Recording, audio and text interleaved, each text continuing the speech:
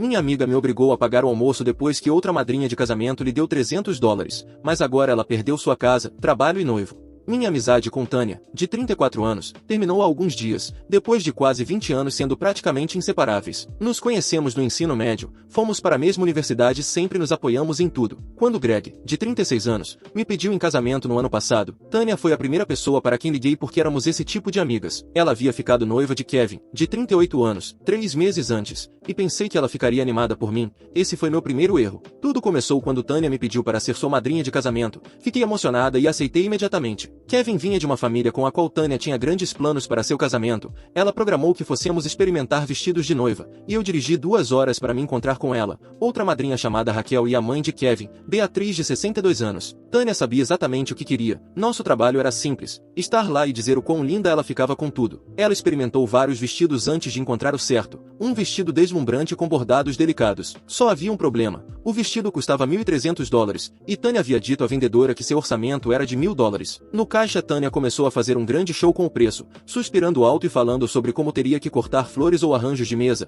A vendedora que nos ajudou ficou desconfortável enquanto Tânia continuava com suas queixas sobre as restrições do orçamento. Reconheci essa tática imediatamente. Era a mesma coisa que ela fazia quando éramos crianças e queria que seus pais comprassem algo. Fiquei calada. Como editora freelancer, eu mal tinha dinheiro suficiente para pagar meu aluguel naquele mês. Raquel interveio e ofereceu pagar os $300 adicionais como um presente de casamento adiantado. Tânia a abraçou para agradecer de forma eufórica. Então algo estranho aconteceu. Tânia pagou o valor total do vestido, $1.300. A vendedora entregou os $300 inteiros que Raquel lhe havia dado como gorjeta. Eu pesquisei sobre isso. Dar gorjeta a vendedoras de vestidos de noiva não é uma prática comum, especialmente uma quantia tão grande. A vendedora nos ajudou por no máximo 1 hora. Vi o rosto de Raquel desmoronar quando percebeu que seu presente havia sido dado como gorjeta. No caminho para o almoço, Beatriz ofereceu a Tânia uma joia de família, um colar de pérolas que pertencera à avó de Kevin. Tânia aceitou com o que parecia ser um apreço genuíno. Fomos a um restaurante tailandês que Tânia insistiu que fossemos, e de alguma forma acabei pagando a conta de todos. Tânia disse que eu deveria pagar porque era o dia dela e Raquel já havia contribuído com os $300.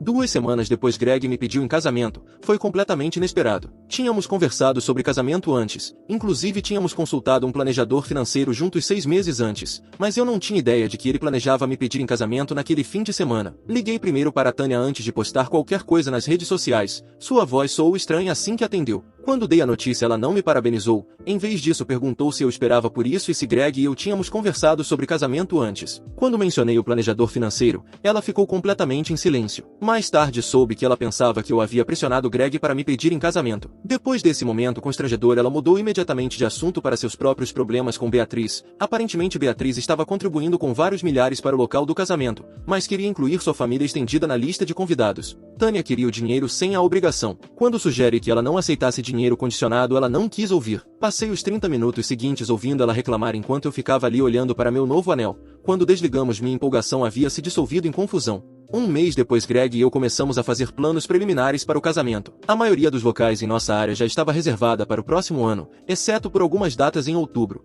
o mesmo mês do casamento de Tânia. Enviei para ela uma mensagem rápida explicando que estávamos olhando datas no início de outubro, o que seria pelo menos 2 semanas antes do casamento dela, e perguntei se ela tinha algum evento pré-casamento planejado que pudesse entrar em conflito. Sua resposta foi explosiva. A mensagem exata dizia: "Bem, ontem passamos 30 minutos falando sobre como Beatriz está tentando roubar meu destaque, então agora estou na posição de ter meu destaque roubado não só por ela, mas também pela minha madrinha de casamento. Ou posso ser a idiota que te diz que você não pode se casar quando quiser." Olhei para o meu telefone incrédula. Não tínhamos um único convidado em comum. Nossos casamentos estavam separados por semanas. Como eu estava roubando o destaque dela? Ela parou de responder às minhas mensagens e chamadas. Depois de alguns dias, enviei uma mensagem mais longa explicando que estava apenas tentando obter informações, não pedir permissão. Finalmente ela respondeu dizendo que aceitava minhas desculpas, que eu não pedi, mas insistindo que eu dirigisse as 2 horas até sua casa naquele fim de semana para discutirmos as coisas. Eu aceitei, mas então algo inesperado aconteceu. Acordei na manhã seguinte com uma dor terrível no lado do corpo. À tarde eu estava na sala de emergência. Os médicos diagnosticaram insuficiência hepática aguda. A dor era insuportável e passei a semana seguinte entrando e saindo do hospital sob fortes analgésicos. Da minha cama de hospital enviei uma mensagem para Tânia explicando a situação e por que não pude comparecer à nossa reunião. Ela nunca respondeu. Durante semanas minhas mensagens ficaram sem ser lidas enquanto ela postava diariamente diariamente no Instagram, estava deixando claro que me ignorava. Depois de um mês ela finalmente leu minhas mensagens. Em vez de perguntar como eu estava após minha hospitalização, preferiu continuar fazendo publicações no Instagram onde não me nomeava, mas era claro que falava de mim, e não de forma positiva. Nesse ponto eu já não me importava, 20 anos de amizade tinham acabado porque ousei ficar noiva e considerar casar no mesmo mês que ela. Enquanto me recuperava da insuficiência hepática, estive pensando muito, onde foi que não percebi que Tânia era uma amiga horrível, tanto para mim quanto para outras. Então, por que me estressar com dramas tão ridículos? Eventualmente Greg e eu decidimos dispensar a grande festa de casamento por completo e fazer uma viagem ao Havaí muito antes da data pensada. Vamos nos casar na praia, apenas com nossas famílias próximas presentes. Seria perfeito e não terei que me preocupar com os sentimentos de Tânia ou em escolher arranjos de mesa. A esta altura já me considero completamente desconvidada da festa dela. Não voltamos a nos falar e não acho que ela considere que eu vá.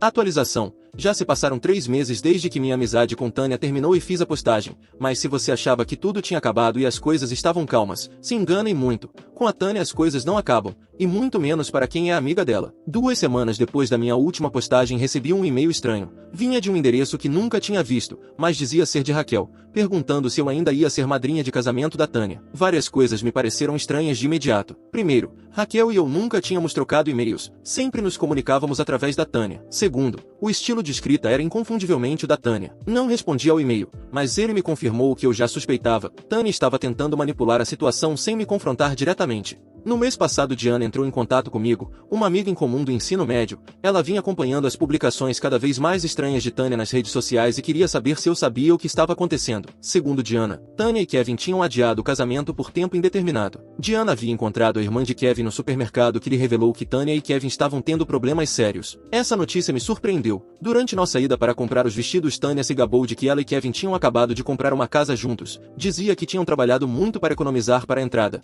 apesar de seus notórios hábitos de consumo. Tânia gastava dinheiro como uma celebridade com um cartão de crédito ilimitado. Mesmo na universidade, quando ambas estávamos sem um tostão, ela sempre encontrava dinheiro para roupas de grife, enquanto reclamava de não poder pagar os livros didáticos. Há 2 semanas Greg me mostrou a última postagem de Tânia no Instagram. Eu tinha deixado de segui-la para evitar o drama, mas Greg ainda a seguia por pura curiosidade mórbida. A postagem continha uma série de selfies e uma longa descrição sobre como tudo em sua vida estava desmoronando, seu relacionamento, seu trabalho e sua situação de moradia. Fiquei curiosa, então liguei para Diana para obter mais detalhes. O que ela me contou foi o seguinte: acontece que Kevin e sua família tinham comprado a casa diretamente e mantinham a escritura no nome de Beatriz, como um presente de casamento condicional. A casa nunca foi de Tânia para começo de conversa. Não é de se admirar que ela odiasse tanto Beatriz, dependia completamente de sua futura sogra enquanto fingia ser financeiramente independente. Quanto ao trabalho, aparentemente Tânia teve um surto no emprego. Segundo Diana, Tânia gritou com o chefe na frente dos clientes e foi embora. O incidente se espalhou rapidamente por sua rede profissional e ela se viu essencialmente em uma lista negra em sua área de atuação. A revelação mais surpreendente teve a ver com o cancelamento do casamento. Diana me contou que Kevin descobriu que Tânia havia penhorado o colar de pérolas da família de Beatriz, aquele que lhe deram durante nossa saída para comprar vestidos. Ele encontrou o recibo do penhor na bolsa dela enquanto procurava as chaves do carro. Quando a confrontou, Tânia admitiu que havia penhorado o colar para comprar um par de sapatos de grife que queria, não para pagar o aluguel nem as contas, mas para sapatos. Kevin terminou o noivado imediatamente. A casa nunca esteve no nome de Tânia, então ela teve que se mudar. Entre perder o emprego e a casa, a fachada cuidadosamente construída de Tânia desmoronou por completo. Diana mencionou que Tânia havia entrado em contato com ela pedindo lugar para ficar porque não podia confiar em seus amigos, porque agora que estava passando por uma situação ruim todos haviam virado as costas. Diana recusou o pedido. Ela tinha seus próprios motivos para não querer Tânia em sua casa. Não que eu me sinta bem porque ela teve o que mereceu, mas sim, não vou mentir. Seu modo noivazila estava atormentando a todos. Raquel, a mim, seu noivo e sua sogra. Pode ser que a sogra dela não seja uma boa pessoa depois de tudo que li neste sub, mas também pode ser um caso de Tânia ser difícil. Ela tem sido assim com muitas pessoas para eu pensar que a sogra era daquele jeito com ela por causa de como Tânia era em si. Mesmo que a sogra fosse má, seria tão má quanto Tânia. Me custa acreditar que exista uma pessoa assim. Greg e eu continuamos planejando nossa viagem ao Havaí para o casamento na próxima primavera. Quanto mais aprendo sobre o que aconteceu com Tânia, mais grata fico por nossa amizade ter terminado quando terminou. A insuficiência hepática que me impediu de comparecer à nossa conversa pode ter sido a doença mais sortuda que já tive. Atualização 2. Passaram-se 6 meses desde minha última atualização, e façam as contas de quanto tempo transcorreu desde que nossa amizade com Tânia desmoronou. Aconteceram mais coisas com Tânia. Coisas que preciso escrever aqui. Há 2 semanas recebi uma mensagem de texto de Kevin. Ele queria se encontrar para tomar um café e conversar. Eu não tinha notícias dele desde que terminou o noivado, mas ele me disse que precisava falar comigo e perguntou se eu poderia encontrá-lo por um momento. Nos encontramos em uma cafeteria enquanto eu fazia tempo para outro compromisso. Kevin parecia bem para uma pessoa que havia terminado seu noivado. Ele me explicou que vinha lidando com as consequências de seu relacionamento com Tanya e que só recentemente havia ficado sabendo do que tinha acontecido entre Tanya e eu. Segundo Kevin, Tanya lhe contará uma história completamente diferente. Na versão dela eu havia planejado deliberadamente meu casamento para o mesmo fim de semana que o dela por ciúmes. Me recusei a me adaptar aos seus planos de casamento e depois fingi uma doença para evitar assumir responsabilidades. Ela inclusive mostrou conversas de texto falsas entre nós para sustentar suas alegações. Quando Kevin terminou o noivado por causa do colar penhorado, Tanya me culpou por isso também,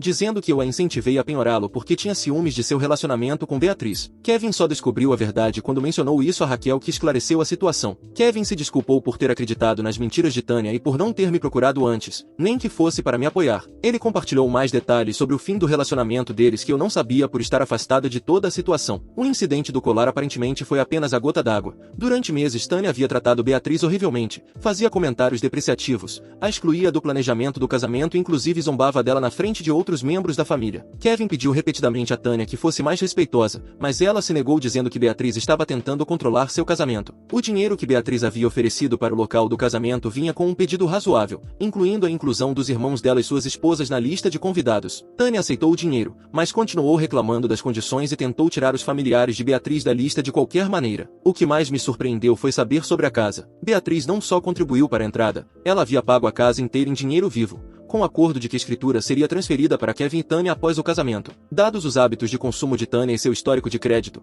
não havia como eles se qualificarem para um financiamento imobiliário de outra forma. Embora Beatriz também estivesse considerando, antes do cancelamento do casamento, passar a casa apenas para o nome de Kevin. Depois que Kevin descobriu tudo, Tanya voltou para a casa que haviam compartilhado e encontrou a maioria de seus pertences empacotados. Beatriz havia contratado uma empresa de mudanças. Kevin havia trocado as fechaduras e deixado as coisas de Tanya na garagem com um bilhete explicando que o noivado deles havia terminado. Tanya então começou a ligar para os familiares, amigos e até colegas de trabalho de Kevin, contando várias versões do que havia acontecido e se apresentando como a vítima. Quando isso não funcionou, porque Kevin já havia contado sua versão do motivo do cancelamento, ela apareceu na casa de Beatriz à meia-noite, batendo na porta e exigindo que ela falasse com Kevin para que ele não cancelasse o casamento. Beatriz chamou a polícia e Tanya foi escoltada para fora da propriedade. Depois de perder o emprego, a casa e Kevin, Tanya voltou brevemente para seu antigo emprego, algo que havia feito no início dos seus 20 anos para pagar a faculdade, mas aos 34 anos descobriu que a experiência já não era a mesma. Ela não durou muito lá também. Kevin disse que ouviu através de amigos em comum que Tanya finalmente havia encontrado um emprego estável em uma loja e se mudou com um colega de trabalho. Ele esperava que com a estabilidade ela estivesse melhor psicologicamente e parasse de atormentá-lo. Quando terminamos nosso café, Kevin me entregou uma pequena caixa. Dentro havia uma pulseira de prata. Ele disse: "Encontrei isto entre as coisas da Tanya. Eu havia comprado para você usar no casamento, mas ela nunca te entregou. Achei que você deveria ficar com ela. Tenho usado todos os dias desde então. Parece cara, embora venha de uma pessoa com quem já não tenho amizade. É também como um lembrete de que pelo menos recuperei o dinheiro que ela me fez gastar com ela no dia em que fomos comprar o vestido. Espero que Raquel também tenha recebido dela de volta." Greg e eu nos casamos no próximo mês no Havaí. Mantivemos tudo pequeno e simples. Apenas pouquíssimas pessoas foram convidadas. A perspectiva que obtive ao ver como a vida de Tanya desmoronou por causa do drama do casamento tem sido inestimável para planejar nossa própria celebração. Quero evitar a todo custo me transformar em uma noivazila, e só quero ter uma cerimônia que represente nosso amor. Atualização 3. Estamos quase chegando ao aniversário do rompimento da minha amizade com Tanya e hoje recebi uma carta pelo correio que era dela. A carta tinha 10 páginas escrita em papel elegante. Tanya explicou que esteve em terapia nos últimos 6 meses e que estava trabalhando em seus problemas com seu terapeuta. Parte de seu processo de recuperação incluía fazer as pazes com as pessoas que havia magoado. Ela reconheceu que seu comportamento tinha sido indesculpável, mas em nenhum momento me enviou um cheque pelo dinheiro que ela me fez pagar naquele dia, que aliás, nem foi um pedido feito de forma amável. Ela descreveu como perder tudo: Kevin, a casa, seu trabalho e a maioria de seus amigos. A havia obrigado a enfrentar algumas duras verdades sobre si mesma. Seu terapeuta havia sugerido que ela poderia ter transtorno de personalidade narcisista, o que explicava muitos de seus comportamentos passados. Embora isso nós já soubéssemos, não precisávamos pagar ninguém para esse diagnóstico. Tanya escreveu sobre como sempre sentiu que tinha direito a certas coisas devido à sua aparência e charme. Havia aprendido a manipular as pessoas desde jovem e nunca havia desenvolvido mecanismos de enfrentamento saudáveis nem habilidades de relacionamento. O casamento havia tirado o pior dela porque representava representava a validação final que ela vinha buscando. Ela pediu desculpas por ter desconsiderado minha crise de saúde, por tentar controlar quando eu poderia me casar e pelo e-mail falso que fingia ser de Raquel. Sim, ela admitiu. Também se desculpou por mentir para Kevin sobre mim. A carta terminava com ela dizendo que não esperava perdão nem reconciliação, mas queria que eu soubesse que lamentava suas ações e que estava trabalhando para se tornar uma pessoa melhor. Fiquei com a carta por vários dias antes de decidir se responderia ou não. Embora apreciasse seu pedido de desculpas, o dano já estava feito. 20 anos de amizade foram ofuscados por seu comportamento naqueles últimos meses. É bom que ela esteja trabalhando nessas coisas, mas eu não tenho interesse em reconstruir nossa amizade. Greg e eu estamos casados há 6 meses agora. Nosso casamento no Havaí foi tudo o que queríamos. Um evento sem drama e apenas para celebrar nossa união. E as boas notícias não terminam aí. Esperamos nosso primeiro filho para a próxima primavera. Com relação a Tânia, tenho refletido muito, especialmente agora que começa uma nova fase em minha vida. Acredito que independentemente de tudo o que aconteceu com ela, as pessoas crescem, evoluem, formam novos vínculos e deixam outros para trás. Este é um desses vínculos, e não me sinto triste ou nostálgica por tê-lo perdido. O casamento que continua é o que realmente importa. O dia da compra do vestido de noiva me deu toda a informação de que eu precisava sobre o caráter de Tânia.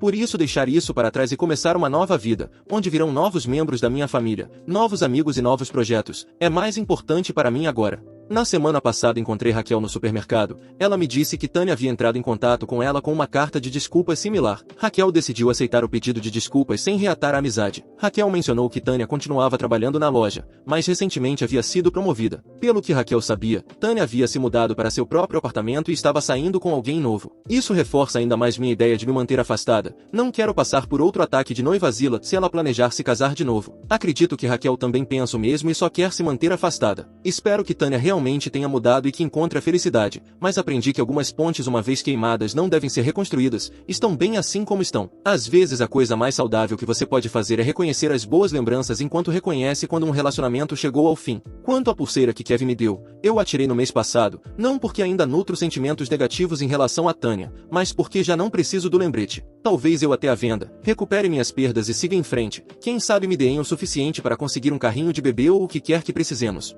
Edição. Esqueci de mencionar, mas Raquel também recebeu uma pulseira similar e a vendeu para recuperar seus $300. Não é exatamente igual à minha, mas estou otimista para vendê-la por um preço similar. Atualização 4. A loja em que Tânia vinha trabalhando há alguns meses não é uma loja relacionada a casamentos ou noivas, mas mesmo assim aconteceu o que lhes conto agora. Fiquei sabendo disso porque todo mundo ficou sabendo, porque foi grande, bem grande. Esta seria a versão que consegui apurar através de vários relatos de diferentes pessoas. Tânia estava trabalhando na loja até que uma noivazila e suas amigas chegaram depois de fazer compras para o casamento dela. Estavam procurando outras coisas não relacionadas ao casamento, mas estavam em modo noivazila. Em um momento a noiva respondeu mal a Tânia, como ela mesma fez no dia do seu vestido, mas em vez de Tânia tentar acalmar as coisas ela respondeu rudemente, até que as duas escalaram para uma discussão em plena loja. Os detalhes da discussão, o motivo da briga, ninguém sabe, mas depois que o gerente da loja interveio deu um desconto à cliente e ela foi embora. Ele disse a Tânia para pegar suas coisas. Disse que ela não podia gritar com um cliente no local porque isso estava sendo visto por outras pessoas e que ela deveria ter procurado uma maneira de aliviar a tensão. Mas Tânia não aceitou nada bem isso, porque acha que o gerente deveria tê-la defendido diante de uma cliente daquelas. Ela fez um escândalo. E como não queria ir embora e estava fazendo os clientes saírem da loja sem comprar, chamaram a polícia. Assim, foi uma daquelas coisas grandes. Agora ela sabe o que a vendedora do vestido teve que sofrer. Pelo menos aquela vendedora deve manter seu emprego, se é que não aconteceu outra coisa. E Tânia teve que se despedir do dela. Não conto isso porque acho que está bem o que lhe aconteceu, mas pelo quão irônico é. Agora ela está do outro lado e sabe como é receber uma noivazila como cliente. Se algum dia ela estiver perto de se casar, porque o relacionamento dela também havia terminado há um tempo, deveria ver isto como um alerta.